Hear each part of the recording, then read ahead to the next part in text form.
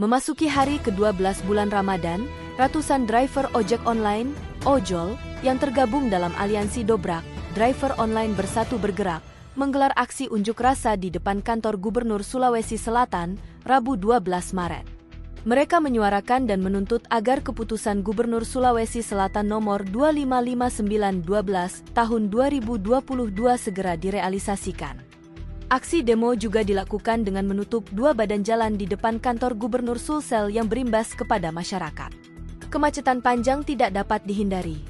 Berdasarkan pantauan tim kabarmakassar.com, kendaraan roda 2, roda 4, hingga truk besar terhambat di Jalan Urip Sumoharjo. Nampak pelajar, pekerja swasta, ibu rumah tangga serta pengendara lain yang memiliki urusan masing-masing terjebak dalam kemacetan yang mengular.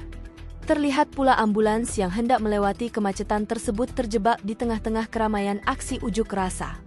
Salah satu pengguna driver online, Arni yang berprofesi sebagai nurse terpaksa harus turun dari kendaraannya karena tidak dapat melewati masa aksi.